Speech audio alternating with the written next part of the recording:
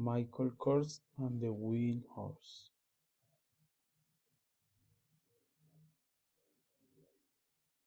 Once upon a time, there was an arrogant boy called Michael Kors. He was on the way to see his beloved Jay when he decided to take a shortcut through Bonsai. It wasn't long before Michael got lost. He looked around, but all he could see were trees. Nesbitt, he held feels into his bag for his favorite toy, Terry, but Terry was nowhere to be found. Michael began to be panic, and he felt sure he had packed Terry. To make matters worse, he was starting to feel hungry. Unexpectedly, he saw a whale fox dressed in a green top hat disappearing into the trees. Oh, through Michael. For the want of anything better to do, he decided to follow the perfectly dressed fox. Perhaps it could tell him the way out of the forest. Eventually, Michael reached a clearing. In the clearing were two houses, one made from carrots and one made from chips. Michael could feel in the tummy rumbling. Looking at the house did nothing to ease his hunger. "Hello," he called. "Is anybody there?" Nobody replied.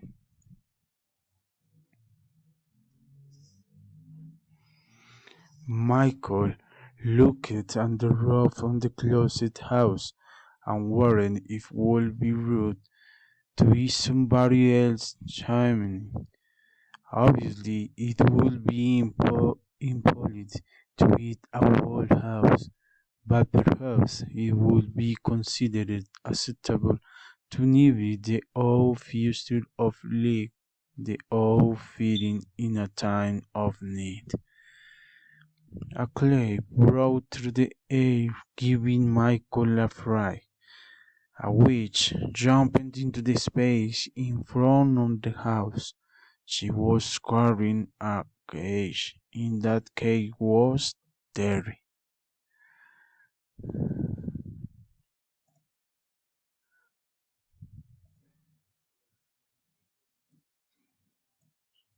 "Terry!" shouted Michael. He turned to the witch. "That's my toy!" The witch just chirped. "Give Terry back!"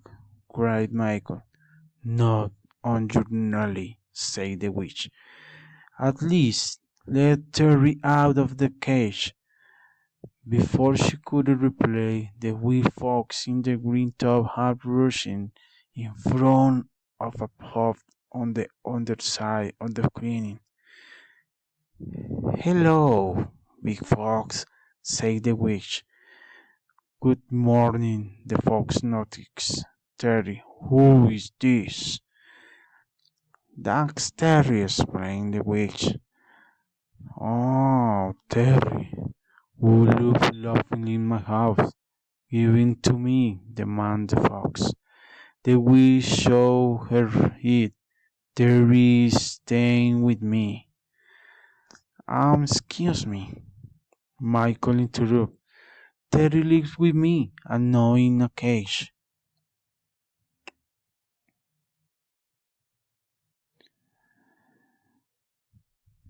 The big fox snorted him.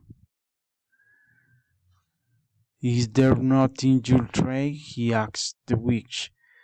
The witch thought for a moment, then said, "I do like to be understood.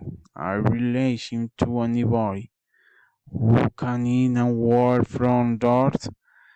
Big Fox looked at the house, made from chips, and said, "No problem.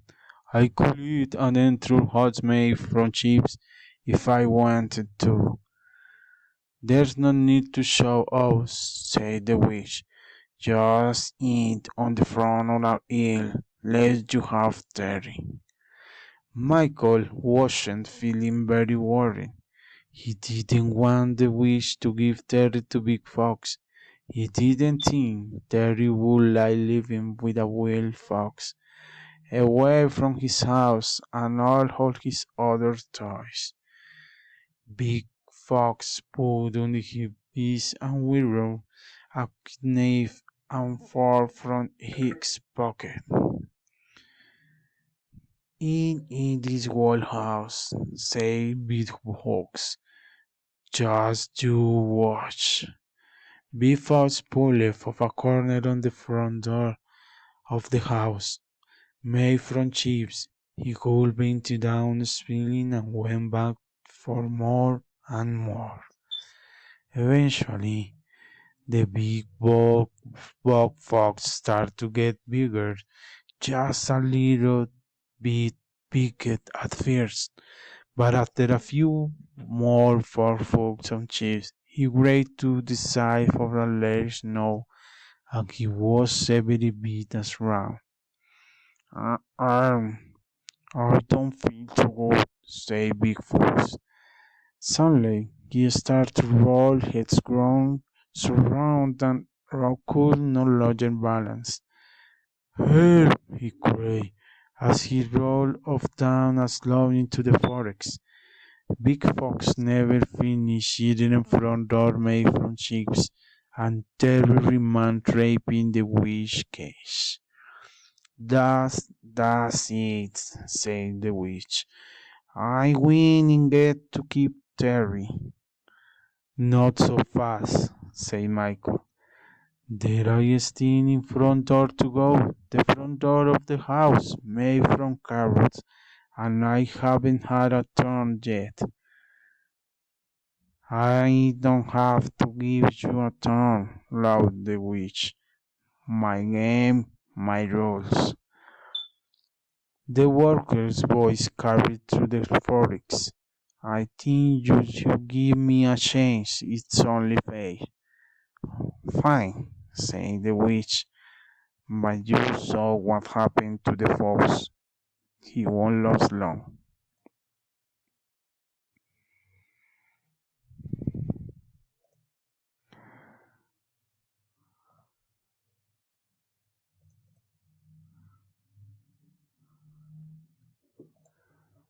"He'll be right back," said Michael.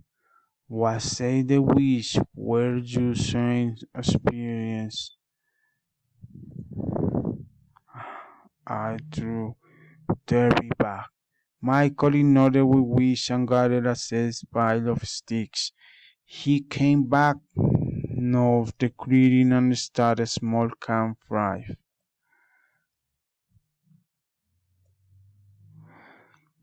Careful, he broke off a piece of the door on the house made from carrots and tossed it in over all the fire.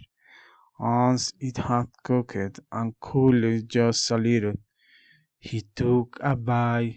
He quickly devouring the whole piece. Michael sat down and nearly laughed.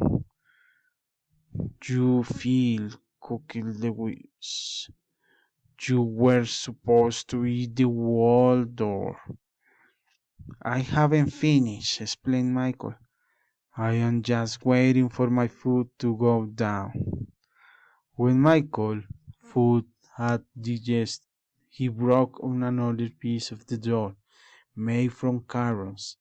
Once more he tossed his food over the fire and waited for it to cool just a little.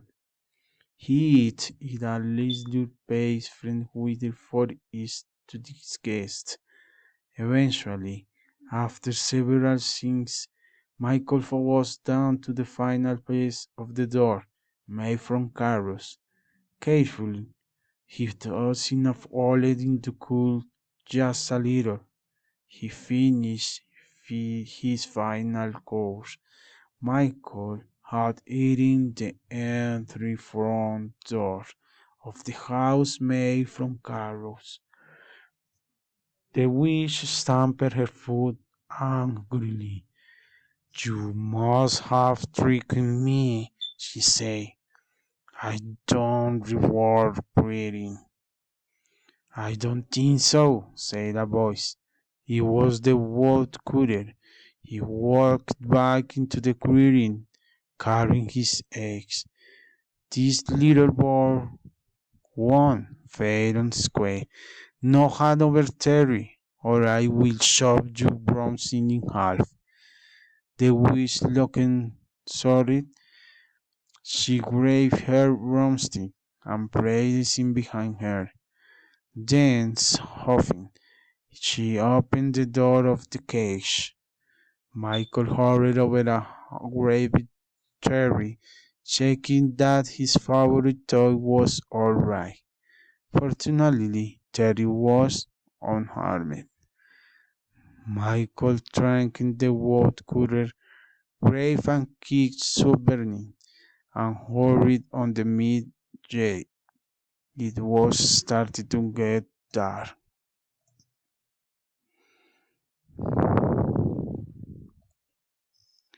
When Michael